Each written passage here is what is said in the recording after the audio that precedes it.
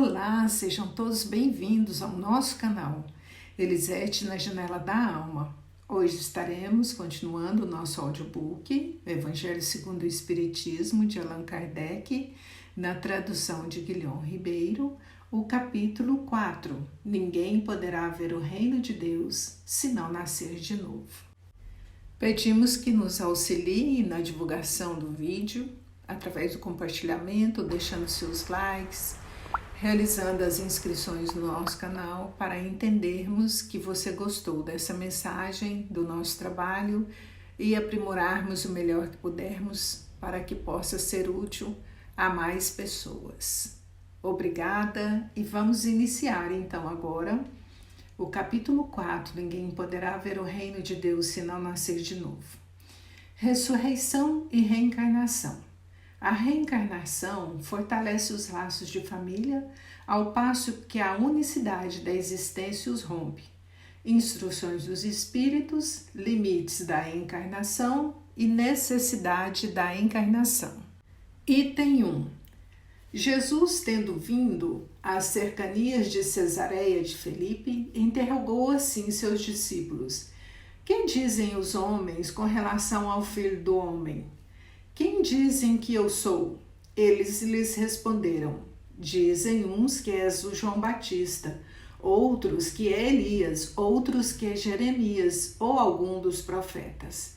Perguntou-lhes Jesus: E vós, quem dizeis que eu sou?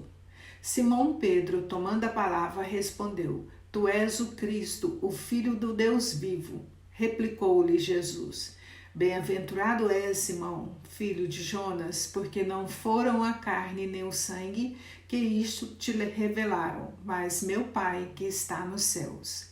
São Mateus, capítulo 16, versículo de 13 a 17, e São Marcos, capítulo 8, versículo de 27 a 30. Item 2. Nesse interim, Herodes, o tetrarca, ouvira falar de tudo o que fazia Jesus e seu espírito se achava em suspenso, porque uns diziam que João Batista ressuscitara dentre os mortos, outros que aparecera Elias e outros que uns dos antigos profetas ressuscitaram. Disse então Herodes: Mandei cortar a cabeça a João Batista. Quem é esse então de quem ouço dizer tão grandes coisas? E ardia por conhecê-lo. São Marcos, capítulo 6, versículo de 14 a 16 e São Lucas, capítulo 9, versículo de 7 a 9. Item 3. Abre parêntese. Após a transfiguração. Fecha parêntese. Seus discípulos então o interrogavam desta forma: Por que dizem os escribas ser preciso que antes volte Elias? Jesus lhe respondeu: É verdade que Elias há de vir e restabelecer todas as coisas, mas eu vos declaro que Elias já veio e eles não o conheceram e o trataram como lhes aprouve. É assim que farão sofrer o Filho do Homem.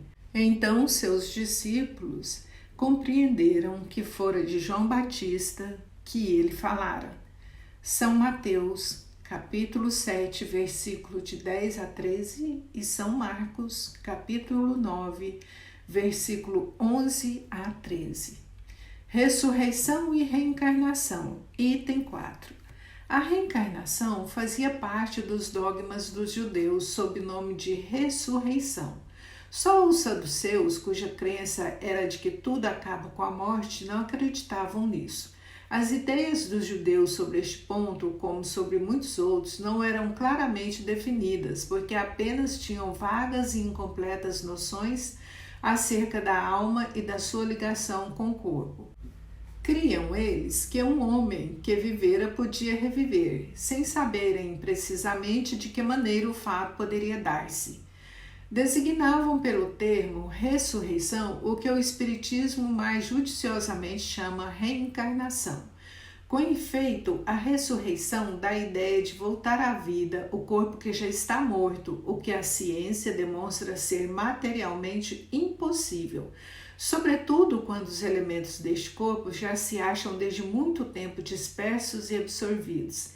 A reencarnação é a volta da alma ou espírito à vida corpórea, mas em outro corpo especialmente formado para ele, que nada tem de comum com o antigo.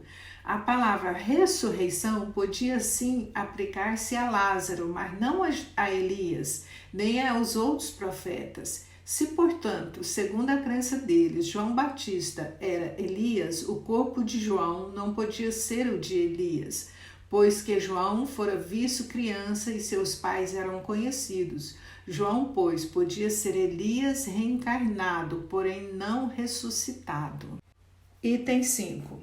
Ora, entre os fariseus havia um homem chamado Nicodemos, senador dos judeus, que veio à noite ter com Jesus e lhe disse: Mestre, sabemos que vieste da parte de Deus para nos instruir como um doutor, porquanto ninguém poderia fazer os milagres que fazes, se Deus não estivesse com ele. Jesus lhe respondeu: em verdade, digo-te, ninguém pode ver o reino de Deus se não nascer de novo. Disse-lhe Nicodemos: como pode nascer um homem já velho? Pode tornar a entrar no ventre de sua mãe para nascer segunda vez? Retorquiu-lhe Jesus: em verdade, digo-te, se um homem não renasce da água e do Espírito, não pode entrar no reino de Deus. O que é nascido da carne é carne, e o que é nascido do Espírito é Espírito. Não te admires de que eu te haja dito ser preciso que nasça de novo. O Espírito sopra onde quer e ouves a sua voz, mas ninguém sabes de onde vem ele, nem para onde vai. O mesmo se dá com todo homem que é nascido do Espírito. Respondeu-lhe Nicodemos: como podes fazer-se? Jesus lhe observou: pois que és mestre de Israel e ignoras estas coisas? Digo-te em verdade, que não dizemos senão o que sabemos, e não damos testemunho senão do que temos visto. Entretanto, não aceitas o nosso testemunho. Mas se não me credes, quando vos falo das coisas da terra, como me crereis quando vos falo das coisas do céu? São João, capítulo 3, versículo de 1 a 12. Item 6. A ideia de que João Batista era Elias e de que os profetas podiam reviver na terra se nos depara em muitas passagens dos evangelhos, notadamente nas acima reproduzidas no item 1, no item 2, no item 3. Se fosse errônea essa crença, Jesus não houvera deixado de a combater, como combateu tantas outras. Longe disso, ele a sancionou com toda a sua autoridade e a põe por princípio como condição necessária quando diz: ninguém pode ver o reino de Deus se não nascer de novo. E insiste, acrescentando: não te admires de que eu te haja dito ser preciso nasças de novo. Item 7. Estas palavras, se um homem não renasce na água e no Espírito, foram interpretadas no sentido da regeneração pela água do batismo. O texto primitivo, porém, rezava simplesmente não renasce da água e do Espírito, ao passo que, em algumas traduções, as palavras do Espírito foram substituídas pelas seguintes: do Santo Espírito, o que já não corresponde ao mesmo pensamento. Esse ponto capital ressalta dos primeiros comentários a que os evangelhos deram lugar, como se comprovará um dia ser equívoco possível. Nota 1. Item 8. Para se apanhar o verdadeiro sentido dessas palavras, cumpre também se atente na significação do termo água, que ali não for empregado na concepção que lhe é própria. Muito imperfeitos eram os conhecimentos dos antigos sobre as ciências físicas. Eles acreditavam que a terra saía das águas e por isso considerava a água como elemento gerador absoluto. Assim é que na Gênesis se lê: o Espírito de Deus era levado sobre as águas, flutuava sobre as águas, que o firmamento seja feito no meio das águas, que as águas que estão debaixo do céu se reúnam em um só lugar.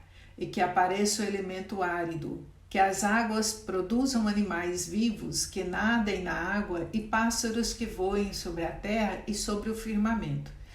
Segundo essa crença, a água se tornará o símbolo da natureza material, como o espírito era da natureza inteligente. Essas palavras, se o homem não renasce de água e do espírito, ou em água e em espírito, significam, pois, se o homem não renasce com o seu corpo e sua alma, e nesse sentido que a princípio se compreenderam. Tal interpretação se justifica, aliás, por essas outras palavras: o que é nascido da carne é carne, e o que é nascido do Espírito é Espírito. Jesus estabelece aí, nota 1. A tradução de Osterwald está conforme o texto primitivo. Diz: não renasce da água e do Espírito. A de Saci diz: ou do Santo Espírito. A de Lamennais, do Espírito Santo. A nota de Allan Kardec, podemos hoje acrescentar que as modernas traduções já se reconstituíram o texto primitivo, pois que só exprimem espírito, não o Espírito Santo. Examinamos a tradução brasileira, a inglesa, a em Esperanto, a de Ferreira de Almeida, e todas elas está somente espírito. Além destas modernas, encontramos a confirmação numa latina de Teodoro de Beza, de 1642. É fora de dúvida que a palavra santo foi interpolada, como diz Kardec, a editora da FEB, 1947. Retornando ao texto. Distinção positiva entre o espírito e o corpo. O que é nascido da carne é carne, indica claramente que só o corpo procede do corpo e que o espírito independe deste. Item 9. O espírito sopra onde quer, ouve-lhes a voz, mas não sabes nem de onde ele vem, nem para onde vai. Pode-se entender que se trata do Espírito de Deus, que dá vida a quem ele quer, ou da alma do homem, nesta última acepção, não sabe de onde ele vem, nem para onde vai, significa que ninguém sabe o que foi, nem o que será o espírito. Se o espírito ou alma fosse criado ao mesmo tempo que o corpo, saber-se-ia de onde ele veio, pois que se lhe conheceria o começo, como quer que seja. Essa passagem consagra o princípio de pré-existência da alma e, por conseguinte, da pluralidade das existências. Item 10. Ora, desde o tempo de João Batista até o presente, o reino dos céus é tomado pela violência e são os violentos que o arrebatam, pois que assim o profetizaram todos os profetas até João e também a lei. Se quiserdes compreender o que vos digo, ele mesmo é o Elias que há de vir. Ouça-o aquele que tiver ouvidos de ouvir. São Mateus, capítulo 11, versículo 12 a 15. Item 11. Se o princípio da reencarnação, conforme se acha expresso em São João, podia a rigor ser interpretada em sentido puramente místico, o mesmo já não acontece com essa passagem de São Mateus, que, não permitindo o equívoco, ele mesmo é o Elias que há de vir. Não há aí figura nem alegoria, é uma afirmação positiva. Desde o tempo de João Batista até o presente, o reino dos céus é tomado pela violência. Que significam essas palavras, uma vez que João Batista ainda vivia naquele momento? Jesus as explica dizendo: se quiserdes compreender o que digo, ele mesmo é o Elias que há de vir. Ora, sendo João o próprio Elias, Jesus alude à época em que João vivia com o nome de Elias. Até ao presente, o reino dos céus é tomado pela violência, outra alusão à violência da lei mosaica, que ordenava o extermínio dos infiéis para os demais ganhassem a terra prometida, paraíso dos hebreus, ao passo que, segundo a nova lei, o céu se ganha pela caridade e pela brandura. E acrescentou: ouça aquele que tiver ouvido de ouvir. Estas palavras que Jesus tanto repetiu claramente dizem que nem todos estavam em condições de compreender certas verdades. Item 12. Aqueles do vosso povo, a quem a morte foi dada, viverão de novo. Aqueles que estavam mortos em meio a mim ressuscitarão. Despertai do vosso sono e entoais louvores a Deus, vós que habitais no pó, porque o orvalho que cai sobre vós é o orvalho de luz, e porque arruinareis a terra e o reino dos gigantes. Isaías, capítulo 26, versículo 19. Item 13. E também muito explícita essa passagem de Isaías. Aqueles do vosso povo, a quem a morte foi dada, viverão de novo. Se o profeta houvera querido falar da vida espiritual, se houvera pretendido dizer que aqueles que tinham sido executados não estavam mortos em espírito, teria dito, ainda vivem, e não viverão de novo. No sentido espiritual, estas palavras seriam um contrassenso, pois que implicariam uma interrupção na vida da alma. No sentido de regeneração moral, seriam a negação das penas eternas, pois que estabelecem, em princípio, que todos os que estão mortos reviverão. Item 14. Mas quando o homem há morrido uma vez, quando o seu corpo, separado de seu espírito, foi consumido, o que é feito dele? Tendo morrido uma vez, poderia o homem reviver de novo? Nessa guerra em que me acho todos os dias da minha vida, espero que chegue a minha mutação. Job, capítulo 14, versículos de 10 a 14, tradução de Lemestre de Saci. Quando o homem morre, perde toda a sua força, expira, depois onde está ele? Se o homem morre, viverá de novo? Esperarei todos os dias do meu combate até que venha alguma mutação? Ide, tradução protestante de Osterwald. Quando o homem está morto, vive sempre. Acabando os dias da minha existência terrestre, esperarei, porquanto a ele voltarei de novo. Ide, versão da Igreja Grega. Item 15. Nessas três versões, o princípio da pluralidade das existências se acha claramente expresso. Ninguém poderá supor que Job haja querido falar da regeneração pela água do batismo, que ele, de certo modo, não conhecia. Tendo o homem morrido uma vez, poderia reviver de novo? A ideia de morrer uma vez e de reviver implica de morrer e reviver muitas vezes. A versão da Igreja Grega ainda é mais explícita, que isso é possível. Acabando os dias da minha existência terrena, esperarei, porquanto a ela voltarei. Ou voltarei à existência terrestre. Isso é tão claro como se alguém dissesse, saio da minha casa, mas a ela tornarei. Nessa guerra em que me encontro todos os dias da minha vida, espero que se dê a minha mutação. Job, evidentemente, pretendeu referir-se à luta que sustentava contra as misérias da vida. Espera a sua mutação, isto é, resigna-se na versão grega, esperarei, parece aplicar-se preferentemente a uma nova existência. Quando a minha existência estiver acabada, esperarei, porquanto a ela voltarei. Job como se coloca após a morte no intervalo que separa uma existência de outra e diz que lá aguardará o momento de voltar. Item 16. Não há, pois, duvidar de que, sob o nome de ressurreição, o princípio da reencarnação era ponto de uma das crenças fundamentais dos judeus, ponto que Jesus e os profetas confirmaram de modo formal, donde se segue que negar a reencarnação é negar as palavras do Cristo. Um dia, porém, estas palavras, quando forem meditadas, sem ideia preconcebida, reconhecer-se-ão autorizadas, quanto a este ponto, bem como em relação a muitos outros. Item 17. A essa autoridade, do ponto de vista religioso, se adita do ponto de vista filosófico, a das provas que resulta da observação dos fatos. Quando se trata de remontar dos efeitos às causas, a reencarnação surge como de necessidade absoluta, como condição inerente à humanidade.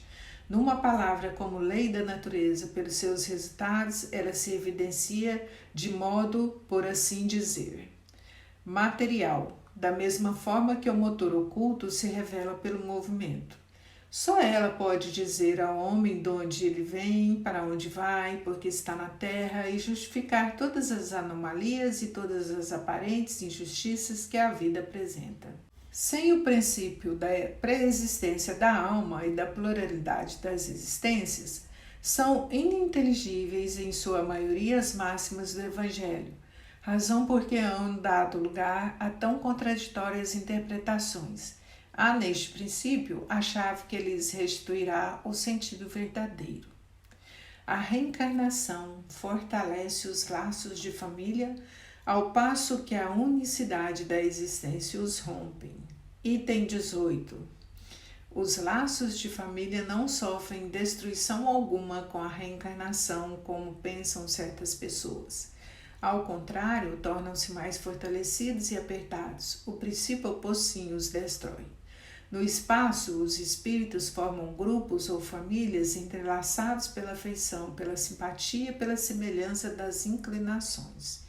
Ditosos por se encontrarem juntos, esses espíritos se buscam uns aos outros. A encarnação apenas momentaneamente os separa, porquanto ao regressarem à erraticidade, novamente se reúnem como amigos que voltam de uma viagem. Muitas vezes até um segue a outros na encarnação, vindo aqui reunir-se numa mesma família ou no mesmo círculo, a fim de que trabalhem juntos pelo seu mútuo adiantamento. Se uns encarnam e outros não, nem por isso deixam de estar unidos pelo pensamento. Os que se conservam livres velam pelos que se acham em cativeiros. Os mais adiantados se esforçam por fazer que os retardatários progridam. Após cada existência, todos têm avançado um passo na senda do aperfeiçoamento. Nota: veja-se para os desenvolvimentos do dogma da reencarnação o Livro dos Espíritos, capítulos 4 e 5, O que é o Espiritismo, capítulo 2, por Allan Kardec, e Pluralidade das Existências, por Pesani. Cada vez menos presos à matéria, mais vivas eles se tornam à afeição recíproca, pela razão mesma de que, mais depurada, não tem a perturbá-lo o egoísmo nem a sombra das paixões. Podem, portanto, percorrer assim ilimitado número de existências corpóreas, sem que nenhum golpe receba a mútua estima que os liga. Está bem visto que aqui se trata de afeição real, de alma a alma, única que sobrevive à destruição do corpo. Porquanto os seres que neste mundo se unem apenas pelos sentidos, nenhum motivo os têm para se procurarem no mundo dos espíritos. Duráveis somente são as afeições espirituais, as de natureza carnal se extinguem com a causa que lhes derem origem. Ora, semelhante causa não subsiste no mundo dos espíritos, enquanto a alma existe sempre no que concerne às pessoas que se unem exclusivamente por motivo de interesse. Essas nada realmente são umas para as outras. A morte as separa na terra e no céu. Item 19. A união e a afeição que existem entre pessoas parentes são um índice de simpatia anterior que as aproximou. Daí vem que, falando-se de alguém cujo caráter, gostos e pendores nenhuma semelhança apresentam com os dos seus parentes mais próximos, se costuma dizer que ela não é da família. Dizendo-se assim, enuncia-se uma verdade mais profunda do que se supõe. Deus permite que as famílias ocorram, essas encarnações de espíritos antipáticos ou estranhos, com o duplo objetivo de servir de prova para uns e para outros de meio de progresso. Assim os maus se melhoram pouco a pouco ao contato dos bons, e por efeito dos cuidados que se lhes dispensam, o caráter deles se abranda, seus costumes se apuram, as antipatias se esvaem. E desse modo que se opera a fusão das diferentes categorias de espírito, como se dá na Terra com as raças e povos. Item 20. O temor de que a parentela aumente indefinidamente em consequência de reencarnação é de fundo egoístico, prova aquele que o sente, falta de amor bastante amplo para abranger grande número de pessoas. Um pai que tem muitos filhos ama-os menos do que amaria um deles se fosse o único? Mas tranquilize-se, os egoístas não há fundamento para semelhante temor.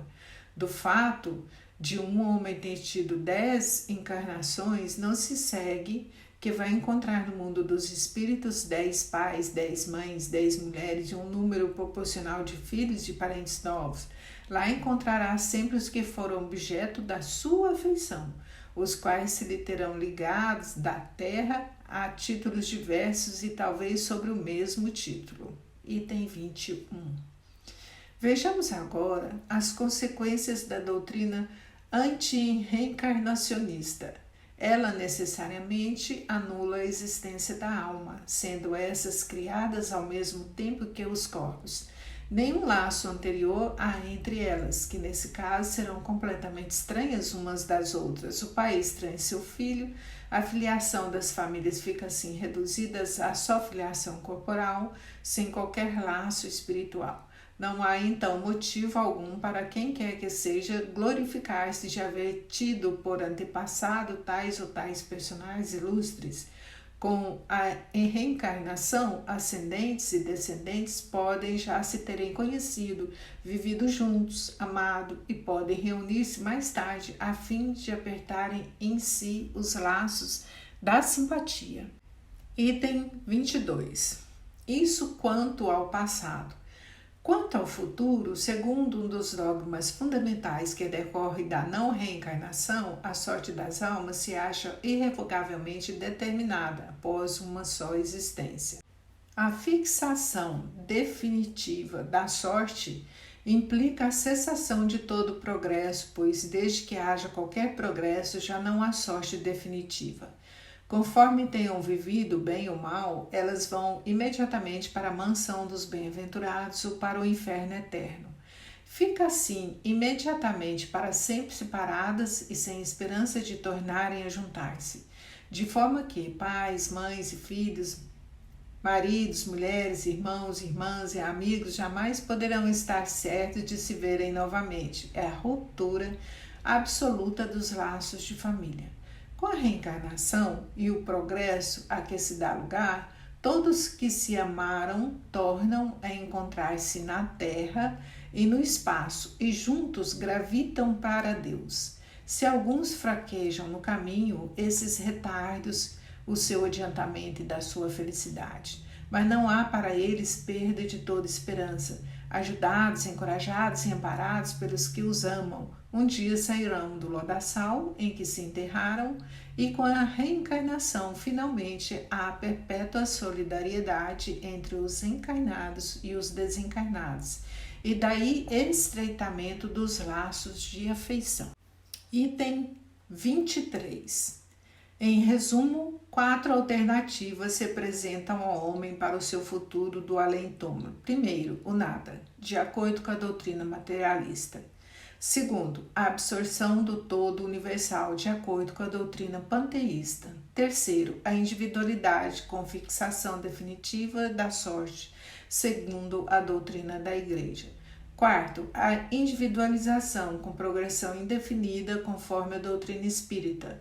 Segundo as duas primeiras, os laços de família se rompem por ocasião da morte. Nenhuma esperança resta às almas que se encontrem futuramente.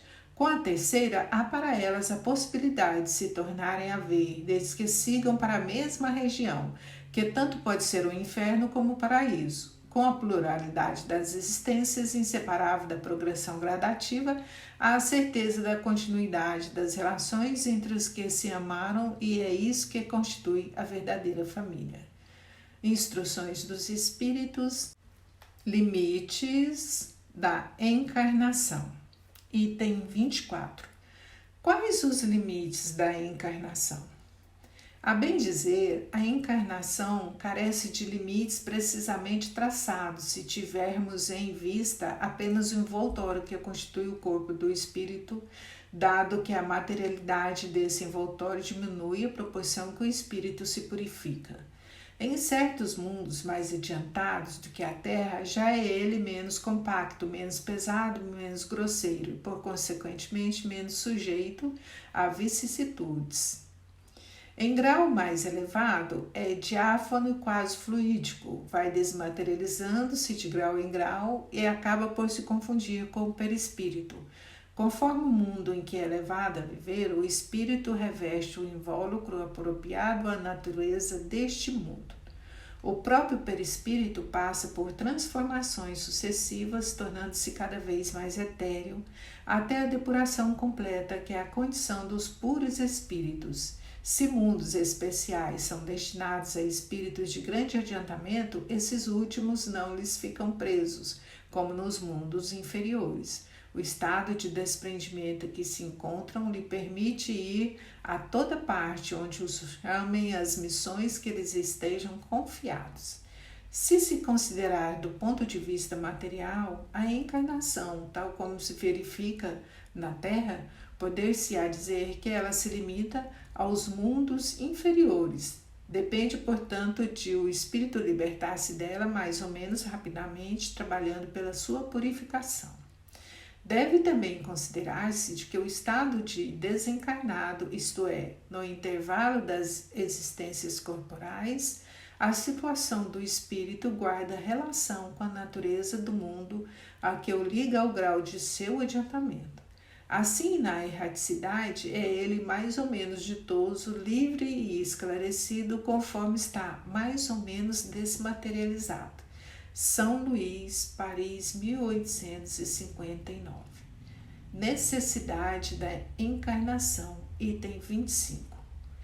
É um castigo a encarnação e somente os espíritos culpados estão sujeitos a sofrê-la? A passagem dos espíritos pela vida corporal é necessária para que eles possam cumprir, por meio de uma ação material, os desígnios cuja execução Deus lhes confia.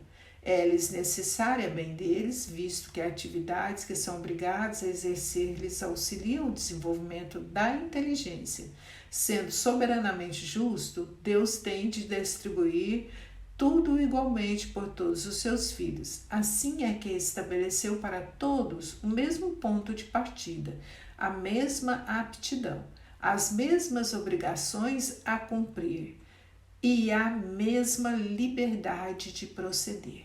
Qualquer privilégio seria uma preferência, uma injustiça, mas a encarnação para todos os espíritos é apenas um estado transitório e uma tarefa que Deus lhes impõe quando iniciam a vida como primeira experiência do uso que farão do livre-arbítrio. Os que se desempenham com zelo essa tarefa transpõem rapidamente e menos penosamente os primeiros graus da iniciação e mais cedo gozam do fruto de seus labores. Os que, ao contrário, usam mal da liberdade que Deus lhe concede, retardam sua marcha e tal seja a obstinação que demonstrem, podem prolongar indefinidamente a necessidade da reencarnação, e é quando se torna um castigo. São Luís, Paris, 1869. Item 26. Nota. Uma comparação vulgar fará-se compreender melhor essa diferença. O escolar não chega ao estudo superior da ciência senão depois de haver percorrido a série das classes que até lá o conduziram. Essas classes, qualquer que seja o trabalho que exijam, são um meio de o estudante alcançar o fim e não um castigo que lhe inflige. Se ele é esforçado, abrevia o caminho no qual então menos espíritos encontra. Outros tanto não sucede aquele a quem a negligência e a preguiça obrigam a passar duplamente por certas classes.